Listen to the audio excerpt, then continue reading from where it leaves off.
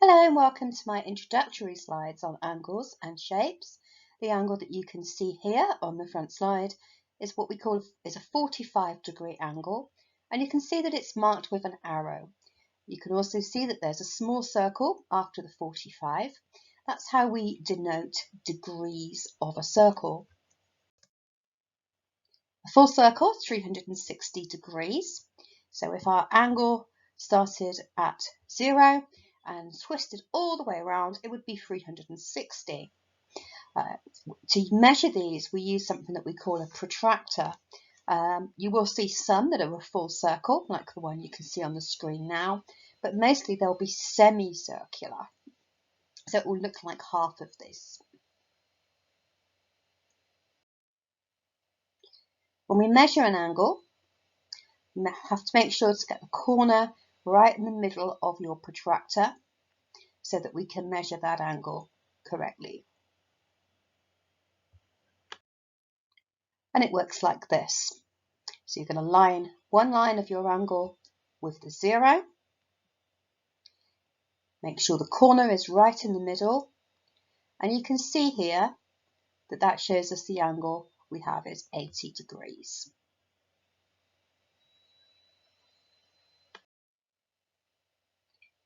There are special names for some angles. An obtuse angle is one that is bigger than 90 degrees. So it's a very wide corner. An acute angle is a very narrow corner. It will be less than 90 degrees.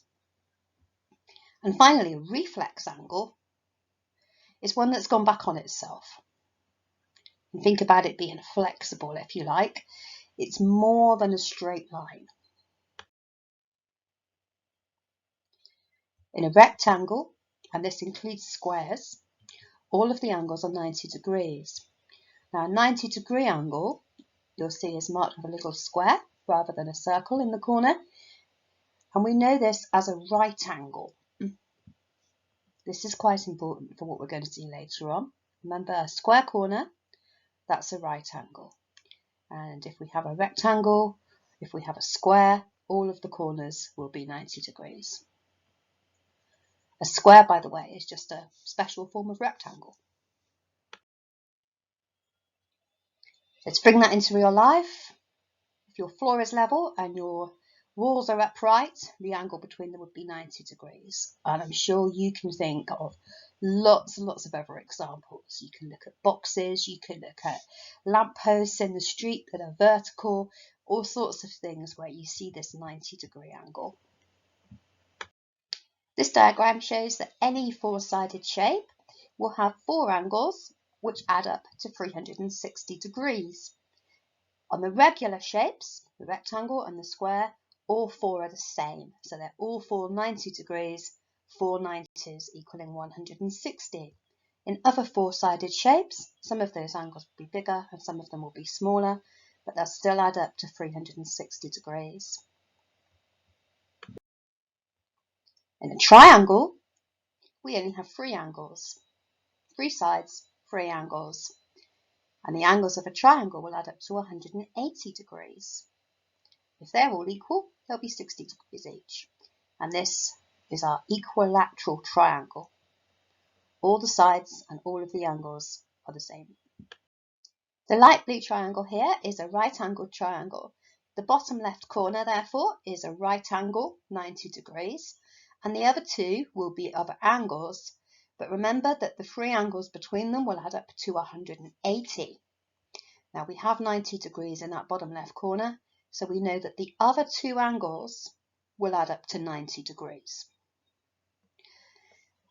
The darker blue triangle is an isosceles triangle. It has two equal sides, so the bottom two corners in this case will be equal angles, and a third angle which is different.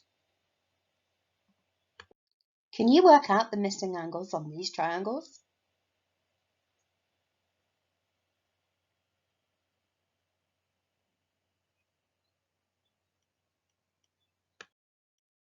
Did you get them? So remember that every triangle has angles which add up to 180 degrees. So to find the missing angle, we just need to take away the angles that we already have. So for the green triangle, we get an answer of 60 degrees. For the light blue triangle, 120. So if you've got those, very well done. These are similar triangles, and although they're a different size, you can see that they are basically the same shape. Their angles will be the same. It's just the sides that are different. But what you will find is that those sides are in proportion, and this is something that will be quite important to remember later on. You can see here that each side is 3 times as long on the larger triangle.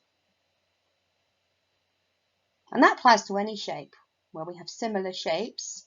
The angles will be the same, the sides will be in proportion. So just to recap, remember that a whole circle is 360 degrees. A right angle is the important one to remember, which is 90 degrees. Acute angles are the narrow ones. They're less than 90 degrees. So like the angle on the triangle there. Obtuse angles are more than 90 degrees, but less than 180. 180 degrees would be a straight line. So this is a fat angle, if you like.